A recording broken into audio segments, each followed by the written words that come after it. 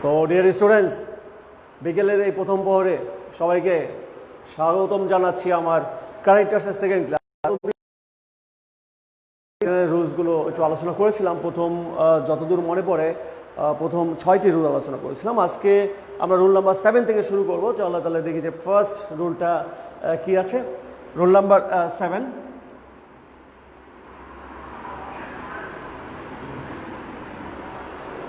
So বৈসাদৃশ্য, সাদৃশ্য বা বৈসাদৃশ্য, তাই তো? আচ্ছা, আজকে ক্লাস শুরু করার একেবারেই পূর্বে আমরা একটা ক্লাসের বাইরে একটা অন্য প্রসঙ্গ নিয়ে আলোচনা করি। সেটা হচ্ছে করোনা ছাড়াও সারা বিশ্বে একটা মহামারীর মতো একটা ব্যাপার আছে। সেটা হচ্ছে কি জানো? সেটা হচ্ছে মাদকদ্রব্য। সো আমরা তোমরা যারা বিশেষ করে তরুণ আছো, যারা 11-12-এ আছো, তারা অবশ্যই মাদককে না বলবে এবং মাদক থেকে দূরে থাকবে। এবং কোনো রকম কৌতূহলবশত যে একটু সিগারেট খেয়ে দেখি কেমন লাগে, বন্ধুরা তো খায় বা মুরব্বীদের দেখেছি খেয়ে, মাদককে একেবারে না বলবো, মাদককে সবসময় এড়িয়ে চলবো। এমনকি যারা মাদকদ্রব্য গ্রহণ করে তাদের থেকেও আমরা এড়িয়ে চলবো। মাদক বলতে যেগুলো তোমরা জানো, নামগুলো না বললাম, সেগুলো মাদক, সিগারেট খাওয়া মাদক। ইভেন আমরা যে দেখি যে গ্রামে বিশেষ করে আমাদের মুরব্বীরা পান খায়, পান শুধু পাতাটা খাওয়াটা মাদকদ্রব্য না, কিন্তু পানের সাথে যে জর্দা হাদা বা এই টাইপের যেই মানে কী বলবো এলিমেন্টগুলো ইউজ করা হয়, এগুলো মিলে কিন্তু এটা একটা মাদকদ্রব্য হয়ে গেল। সো এক কথা বলা যায় যে পান খাওয়াটাও একটা মাদকদ্রব্যের পর্যায়ে পড়ে। সো মাদক থেকে আমরা দূরে থাকবো এবং সচেতন থাকবো যে আশেপাশে যারা মাদক দ্রব্য গ্রহণ করে এরকম হলে আমরা নিজেদের মতো করে এটা প্রোটেস্ট করার চেষ্টা করবো। এবং সবচেয়ে বড় প্রতিরোধ হচ্ছে যে আমি মাদক থেকে দূরে থাকা, এটা হচ্ছে সবচেয়ে বড় প্রতিরোধ এবং সচেতনতা সৃষ্টি করা যে এর কুপ্রভাব কী হতে পারে। সো আসলে আমরা আমাদের টপিকে চলে যাই। যা বলছিলাম যে রুল নাম্বার 7 দিয়ে আজকে আমরা শুরু করবো। রুল নাম্বার 7 হচ্ছে অমিলের ক্ষেত্রে আমরা পরিবর্তে ইনস্টিড অফ, দেখো যে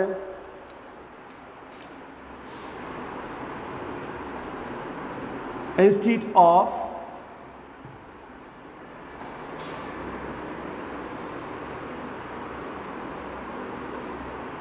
in lieu of, এই শব্দগুলো ছিল কিনা? instead of, in lieu of,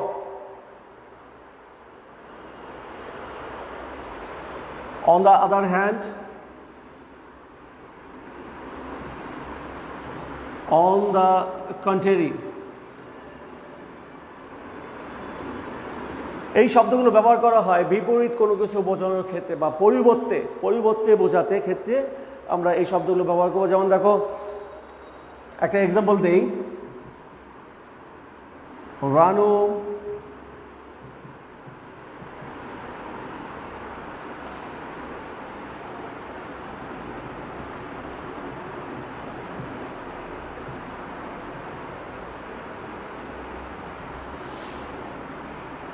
লিখলাম যে Ranu went back whom instead of going to college, অর্থাৎ কলেজে যাওয়ার পরিবর্তে রানু কী করেছিল?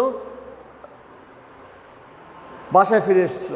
অর্থাৎ একটা কাজের পরিবর্তে একটা কাজ করা, এই পরিবর্তে অর্থে কিন্তু আমরা এই ইনস্টিড অফ, এইখানে আমরা ইন লিউ অফ শব্দটা ব্যবহার করতে পারি। আবার যদিও এখানে আমরা on the other hand, on the contrary use করতে পারি না, কিন্তু প্রায় অর্থগুলো প্রায় কাছাকাছি।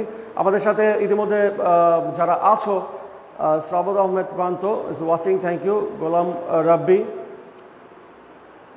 তাজুল ইসলাম এবং আরও অনেকে। So thank you for watching my class. কি বলছিলাম যে পরিবর্তে বোঝাতে, যে একটা কাজের পরিবর্তে আরেকটা কাজ করা, একটা কিছুর পরিবর্তে আরেকটা কিছু খাওয়া বা খাওয়া সম্পর্কে। আচ্ছা ঠিক আছে, একটা লিখছি। তেমন দেখো যে আবির টেক্স টি ইনস্টিড, অর্থাৎ ইনস্টিড তো আমরা লিখলাম, ইনস্টিডের বদলে না ইন লিউ অফ লিখি, ইন লিউ অফ কফি। তো কি হলো যে আবির চায়ের বদলে নিয়েছিল নাকি? না, কফির বদলে চা নিয়েছিল। ইনস্টিড অফ কফি, কিসের বদলে? Instead of coffee. আবির কফির বদলে চা নিয়েছিল। সো এই যে পরিবর্তে অবস্থায় আমরা কিন্তু এই শব্দগুলো instead of, in Liu of, on the other hand, on the country, এগুলো ইউজ করবো। খেয়াল রাখবে। তাহলে 7 নম্বর যে মোটামুটি বুঝতে পারো, 8-এ চলে যাই।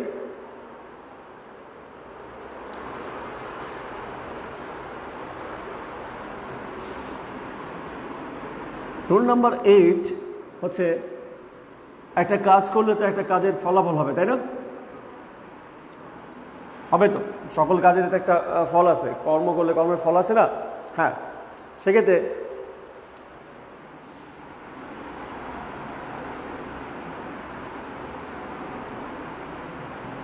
কনসিকুয়েন্টলি কী কী শব্দ আমরা এখানে ব্যবহার করতে পারি? দেখো, একটা হচ্ছে বললাম কনসিকুয়েন্টলি, আরও শব্দ আছে। Hence, therefore, as a result, এই শব্দগুলো আমরা ব্যবহার করতে পারি। কী কী ক্ষেত্রে? ফলাফল বোঝালে, কোনো সেন্টেন্সে যদি ফলাফল জাতীয় কিছু বোঝায়। যেমন একটা এক্সাম্পল দিই, তাহলে তোমার হয়তো ক্লিয়ার হবে। ধরো, Hasan came from a rich family. He is very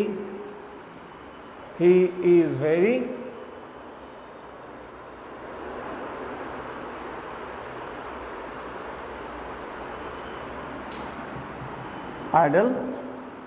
As a result, he cut a sorry figure in the exam. পুরো ব্যাপারটা কি হলো যে Hasan came from a rich family. Hasan একটা ধনী পরিবার থেকে এসছে, বা ধনী পরিবারের একজন সদস্য। হি ইজ ভেরি আইডল, কিন্তু সে খুব অলস। সো অলস হলে যা হয়, অ্যাজ এ রেজাল্ট, ফলে কি হয়েছে? He cut a sorry figure in the exam. সে পরীক্ষায় খারাপ রেজাল্ট করেছে। সো কোনো কিছুর ফলে বা কোনো কাজের ফলে যা হওয়া, সেটা একটা বোঝাতে এটা ব্যবহার করা হয়েছে অ্যাজ এ রেজাল্ট শব্দটা। আশা, মল্লিকা, সাফা, মহিউদ্দিন ইসলাম, মাহিদুল ইসলাম সিয়াম, আয়শা ইসলাম আশা, তানজুমা খান, সাথে আছে আরও তাজুল ইসলাম, এবং আরও অনেকে আছে। So thank you. যা বলছিলাম যে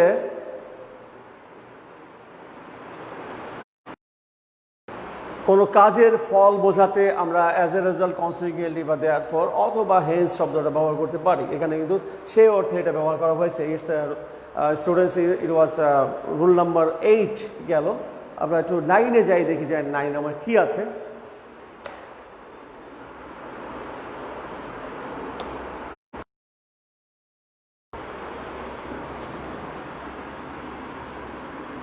রুল নাম্বার 9 বলবে যে ধারাবাহিকভাবে কোনো কিছু বর্ণনা করার ক্ষেত্রে আমরা কি কি কানেক্টর শব্দ ইউজ করতে পারি।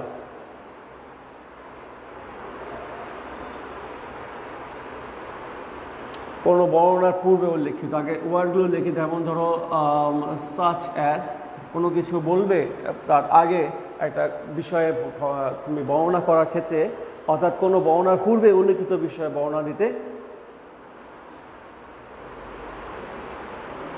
Especially to note that,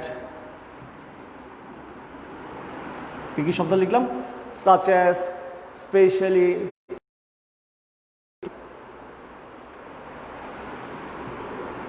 that is to say,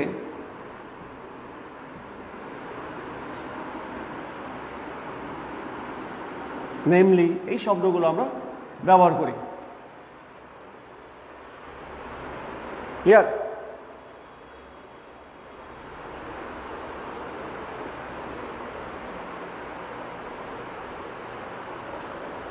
সাথে জয়েন করেছে Sahibul Hasan, thank you.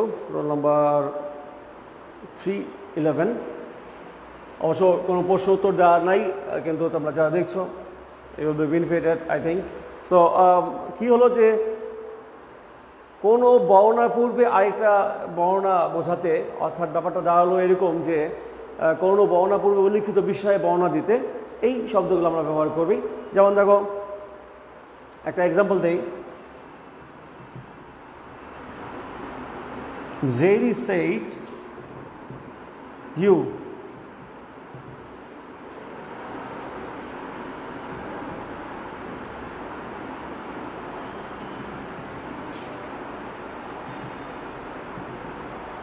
look a little bit like my mother.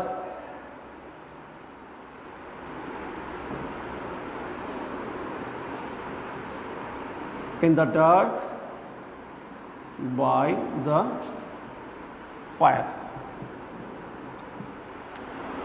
এখানে আমরা কারেক্টার হিসাবে স্পেশালি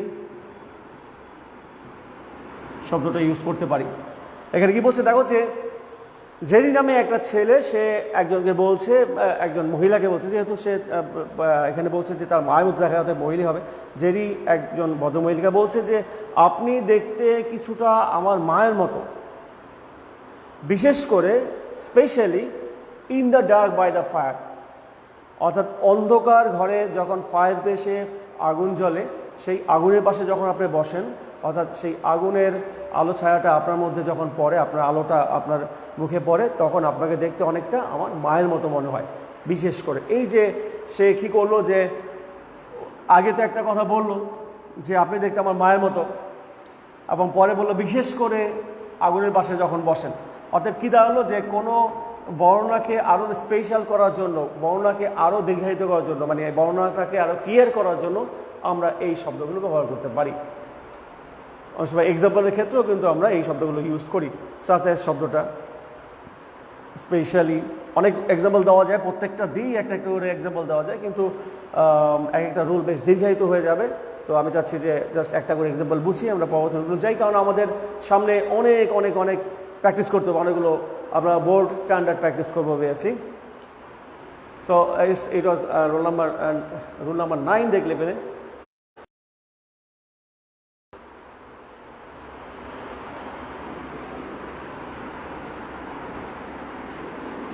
রুল নাম্বার 10 বলবে কোনো বর্ণনা দেওয়া হলো, সেটা শেষ হয়ে গিয়েছে, সেক্ষেত্রে আমরা কি কি শব্দ ব্যবহার করব।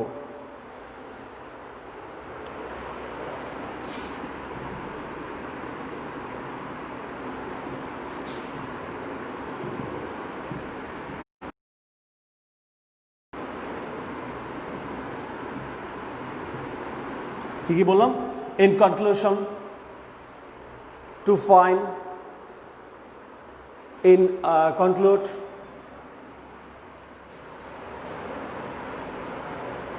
কি হলো? in conclusion, to conclude, in fine, এই শব্দগুলো আমরা ব্যবহার করতে পারি কোন ক্ষেত্রে? যে বর্ণনা, কোনো বর্ণনা শেষ করতে, অর্থাৎ বড় একটা বর্ণনা দেওয়া হচ্ছে সেটা শেষ করতে। ধরো একটা হেলথ সম্পর্কে বড় একটা বক্তৃতা দেওয়া হলো, বা বড় একটা প্যাসেজ লেখা হয়েছিল, বা একটা কম্পোজিশন প্যারাগ্রাফ লেখা হয়েছিল, তখন শেষে কি বললাম যে dash I can say that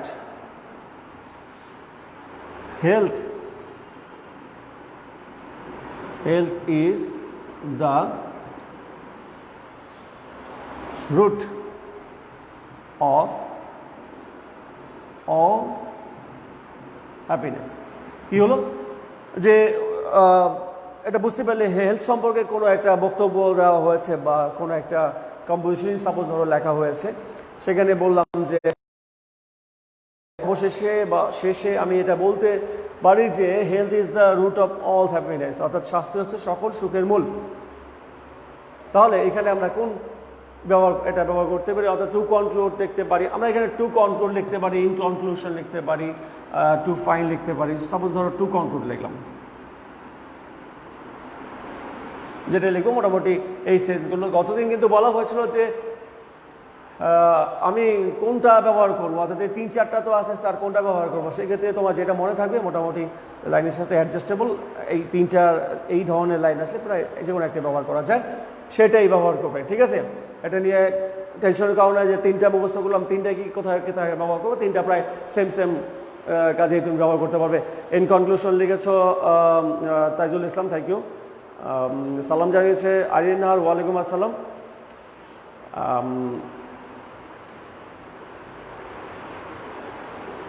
Mehnaz বিনতে মনসুর ঐশী, সালাম জানিয়েছে, ওয়ালাইকুম আসসালাম।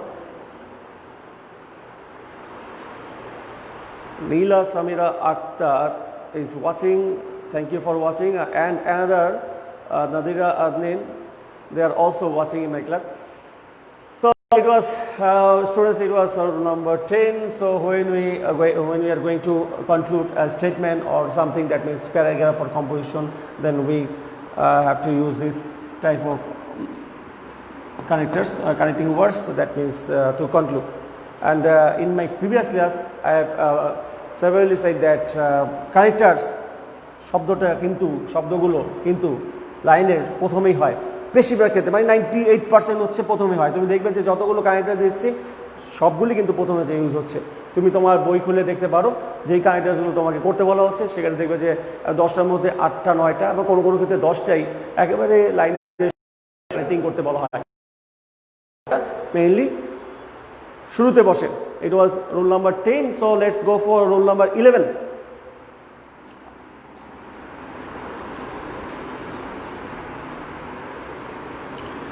একটু রুলগুলো দেখো একটা একটা করে, আমরা রুলের ক্লাস বেশি দিন টানবো না, তাহলে কি হবে যে তোমরা পরবর্তী যখন প্যাসেজ প্র্যাকটিস করবো তখন প্যাসেজগুলো করতে পারবো। কারণ এটার মূল সমস্যা হচ্ছে যে আমরা এটা ক্লোজনেস উইদাউট ক্লুজের সাথে কম্পেয়ার করতে পারি, কারণ এখানে যে প্যাসেজটা থাকে সেখানে কিন্তু কোনো ক্লু থাকে না, কোনো বক্সে কোনো ওয়ার্ড দেওয়া থাকে না। কানেক্টার সবগুলো কানেক্টার্স তোমার মাথায় নিয়েই কিন্তু তোমার উত্তরগুলো করতে হবে। সো এই জন্য রুলগুলো মনে রাখা দরকার, বা কোন কোন কানেক্টার্স কী কী কাজে লাগছে সেটা জানা খুব দরকার। সো 11,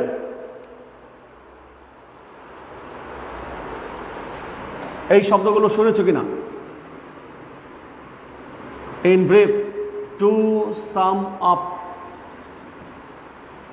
কি লিখলাম? In brief, to sum up, in a nutshell, in summary. শব্দগুলো খেয়াল রাখো।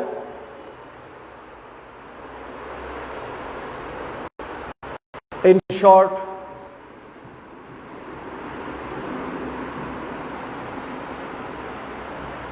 to summarize,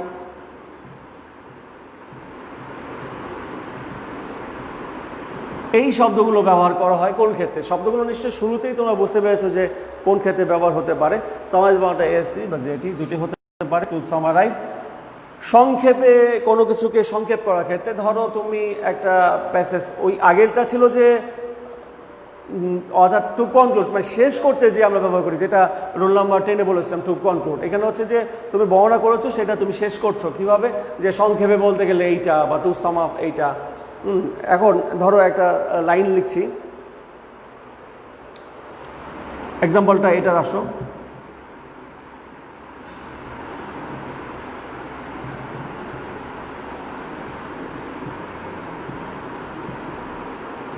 এডুকেশন ওয়াইডেন্স আমাদের বহির্দৃষ্টিকে আরো প্রসারিত করে।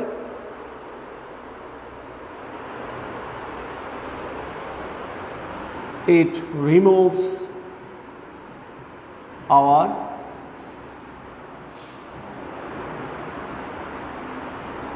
ignorance, অজ্ঞতার অন্ধকার দূর করে, অর্থাৎ ইগনোরেন্সটাকে দূর করে। It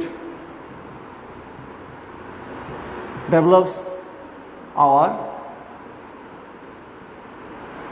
ability to work, অর্থাৎ আমাদের কাজের অ্যাবিলিটিটাকে আরও ডেভেলপ করে, বাড়ায়।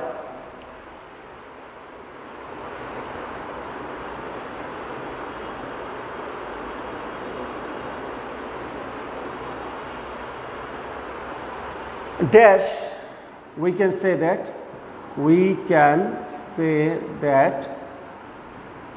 education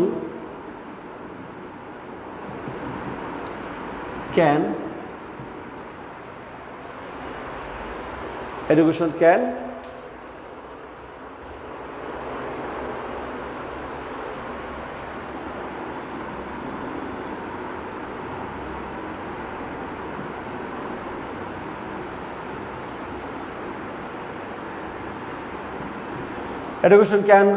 enriches all human faculty. দেখো যে এই যে 3-4টা লাইন লিখলাম, শেষে যে একটা শূন্যস্থান আসলো, অর্থাৎ পুরো বিষয়টাই কিন্তু এডুকেশন সম্পর্কে লেখা হচ্ছে, তাই না? আর রাফসান মঈন একটু লেখাটা ক্লিয়ার বুঝতে পারছেন, আমি চেষ্টা করব পরবর্তীতে একটু ক্লিয়ার করার জন্য। Okay, thank you for your comment. সাথে আবার নতুন করে জয়েন করেছে একজন, দেখতে পাচ্ছি Angel Eva, thank you. So কী বলছিলাম যে শিক্ষা আমাদের আউটলুকটা, আমাদের বহির্দৃষ্টিটাকে আরও বর্ধিত করে। ইট রিমুভস আওয়ার ইগনোরেন্স, এটা আমাদের অন্ধকারকে দূর করে। It develops our ability to work, আমাদের কাজের অ্যাবিলিটিটাকেও বাড়ায় দেয়। That's we can say that, অর্থাৎ অবশেষে বা এখানে যে আমরা লিখি ইন ব্রিফ বা to short, to sum up, in nutshell, যেটা লিখি এটা হবে in brief we can say that education can enriches all human faculty. সংক্ষেপে আমরা বলতে পারি যে শিক্ষা আমাদের সব হিউম্যান ফ্যাকাল্টি ইউজ করে। ইন ব্রিফের বদলে টু সাম আপও ইউজ করতে পারতে, ইন্টারনাল শেড সামারি ইউজ করতে পারতে, যেটা ইউজ করবে এখানে সেটা হবে। অর্থাৎ সবগুলো ওয়ার্ডের যে কটা কানেক্টার্স এখানে দেওয়া হয়েছে, সবগুলো ওয়ার্ডেরই অর্থ এখানে দিলে মিলে যাবে। সো ইট ওয়াজ 11। আমরা 12-এ যা দেখে কী আছে।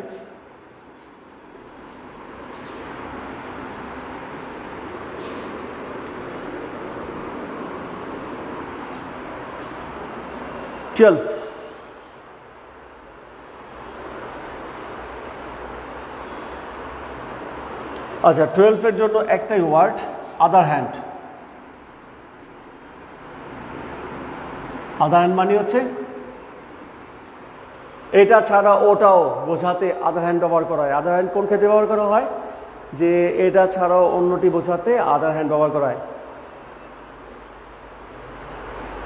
যেমন একটা এক্সাম্পল লিখলাম, আই হ্যাভ নো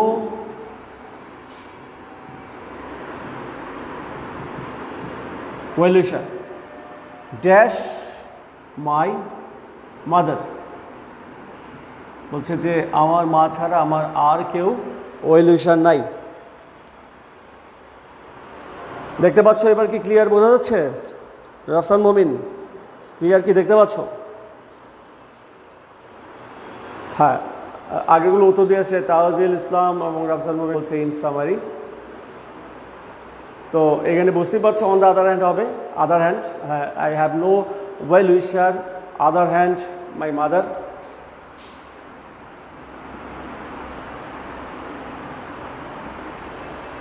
ঠিক আছে, এখানে বলছে যে I have no well wisher other than, এটা দেন হতে পারে, সরি, এটা আদার হ্যান্ড হতে পারে, আবার আরেকটা ওয়ার্ড হতে পারে, আমরা একটা লিখতে পারি, সেটা আদার দেনও লিখতে পারি।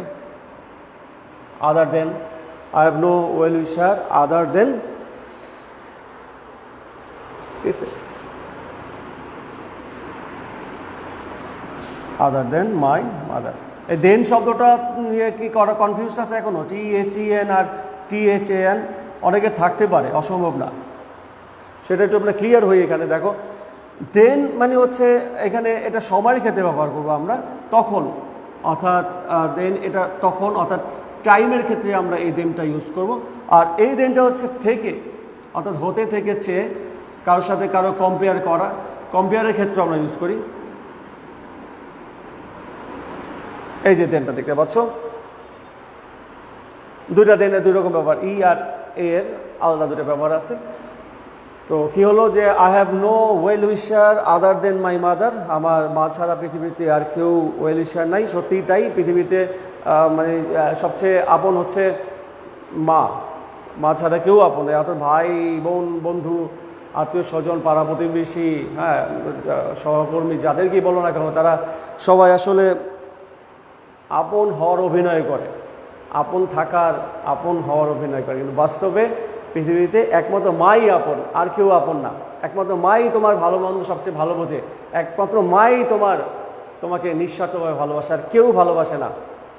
সো আমরা এই লাইন থেকে একটু আবেগী হয়ে গেলাম না? আচ্ছা ঠিক আছে। তো আদার দেন লিখেছ, ওকে, আদার দেনই হবে, আদার হ্যান্ড, আদার দেন, ঠিক আছে রাসেল মামি, আদার।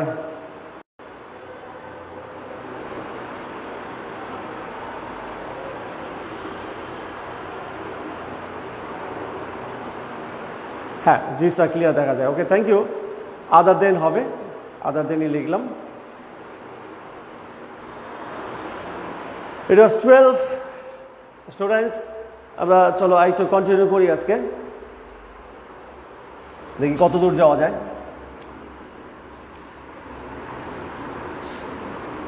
একটা ক্লাস তো আনলিমিটেড নেওয়া যাবে না, I have time limit also.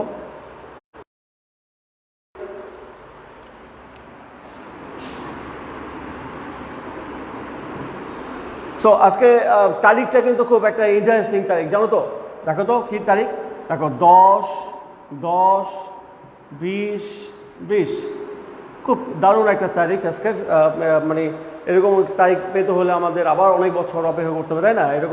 এরকম আর হবে না কখনো। So 10/10/10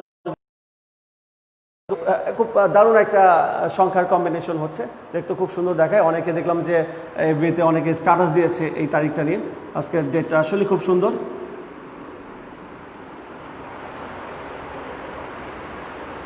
so rule number 13 students,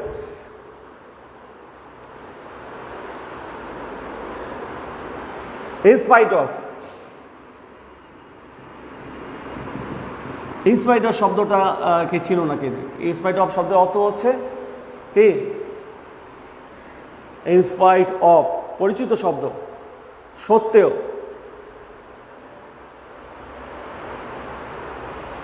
dash his trying heart and soul, he cannot succeed in life। আচ্ছা কি লিখলাম যে কঠোর একেবারে হার্ড অ্যান্ড সোল আপ্রাণ চেষ্টা করা সত্ত্বেও, এখানে ক্যানট আমরা লিখতে পারি চাইলে। কি হলো যে আপ্রাণ চেষ্টা করা সত্ত্বেও হি could not succeed in life, তাই তো? তো আমরা কি জানি যে কঠোর পরিশ্রম করলে তো সফলতা লাভ করা যায়, কিন্তু এখানে একজনকে দেখলাম যে is trying, dash is trying heart and soul, সে আপ্রাণ চেষ্টা করা সত্ত্বেও সে জীবনে সাফল্য লাভ করতে পারেনি। কিছু কিছু মানুষের এরকম হয়, everything is God gifted, so we should take it easy. তো বুঝতে পারছো এখানে ইনস্পাইট অফ হবে বলার কোনো অপেক্ষায় রাখে না। যে লাইনটা দাঁড়ালো strike,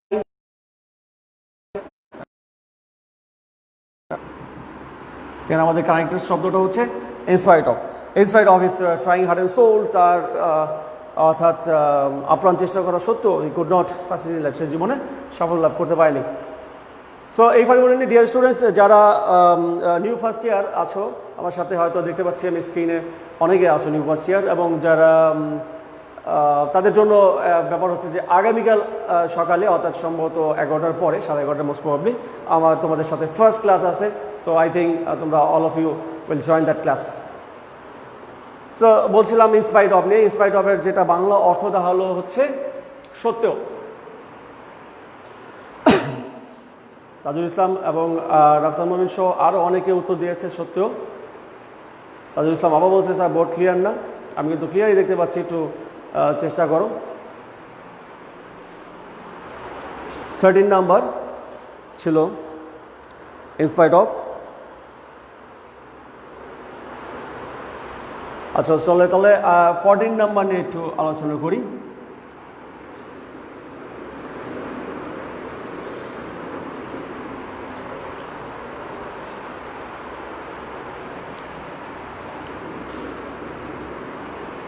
একেবারে পরিচিত শব্দ, পরিচিত একটা কানেক্টর, সেটা হচ্ছে সো দ্যাট। ঠিক আছে, বোর্ড নাকি ক্লিয়ার না, দেখি এবার ক্লিয়ার কীভাবে না হয়। সো দ্যাট একেবারে শব্দ পরিচিত। সো দ্যাট মানে জানি আমি যে তোমরা জানো, সো দ্যাট মানে হচ্ছে যাতে বা যেন। সো আমরা লাইনে ইউজ করে দেখি যে সো দ্যাট ব্যাপারটা কী দাঁড়ায়।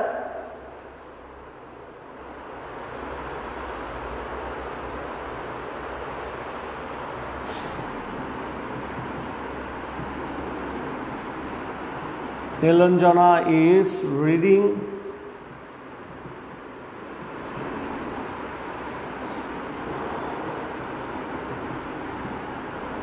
seriously dash she can get good marks in the exam.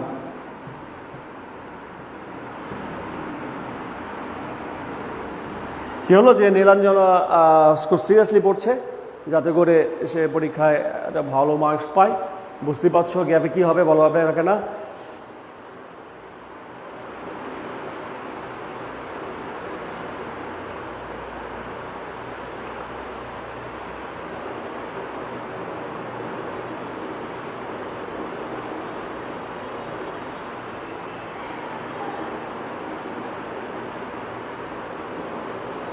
So কি হলো এখানে বুঝতে পারছো, সো দ্যাট ইউজ হবে। নীলাঞ্জনা ইজ, তাহলে পুরো লাইনটা কী দাঁড়ালো, আমরা আগে কানেক্টের সূত্রটা লিখে নিই। Nilanjana is reading seriously, Nilanjana খুব সিরিয়াসলি পড়ছে, সো দ্যাট যাতে করে। এখানে একটা ফুল স্টপ হবে, কারণ আমরা বলছি যে আমাদের কানেক্টিং ওয়ার্ডটা কিন্তু লাইনের সাধারণত শুরুতেই হয় বেশিরভাগ ক্ষেত্রে, maximum. So that she can get good marks in the exam, যাতে করে সে পরীক্ষায় ভালো মার্কস পায়।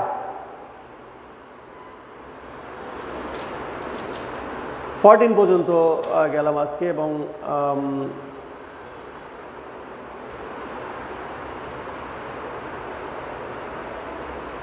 সো দ্যাটের কিন্তু আরেকটা ব্যাপার আছে, জানো কি না? সো দ্যাটটা অনেক সময় এইভাবেও, এইটাও কিন্তু কানেক্টার্সের মধ্যে পড়ে। সো ডট ডট দ্যাট, এই ডট ডট মানে হচ্ছে যে এখানে এক বা একাধিক, সাধারণত একটা শব্দ ইউজ হয়, একাধিক শব্দ ইউজ হতে পারে। এরকম একটা এক্সাম্পল দিয়ে আমি তোমাদের দেখাচ্ছি। দেখো যে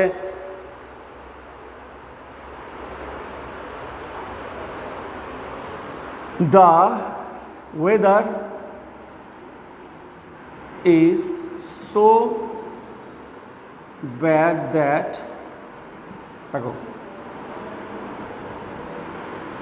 we cannot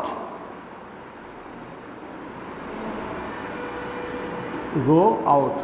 আমরা বাইরে যেতে পারছি না, অর্থাৎ আবহাওয়াটা এতই খারাপ যে আমরা বাইরে যেতে পারছি না। এই যে মাঝখানে একটা ওয়ার্ড রেখে সো দ্যাট ইউজার, এতই যে, এখানেও কিন্তু এটাও এতই যে অর্থ ব্যবহার করছে, এতই খারাপ যে, অর্থাৎ আবহাওয়া এতই খারাপ যে আমরা we can not go out, আমরা বাইরে যেতে পারছি না।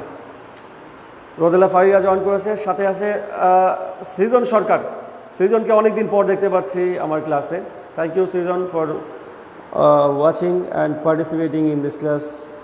সো যা বলছিলাম যে সো দ্যাটটা দুই রকমভাবে দুই জায়গায় ইউজ হতে পারে। সো দ্যাট একসাথে, এবং সো দ্যাট ডট ডট মানে হচ্ছে মাঝখানে একটা ওয়ার্ড রেখে সো দ্যাট, যার অর্থ প্রায় কাছাকাছি এক, যাতে বা জানো। যেখানে আমরা ফার্স্ট লাইন শুরু করছিলাম, Nilanjana is reading seriously so that she can get good marks in the examination. Same দেখো যে so dot dot that the weather is so bad that we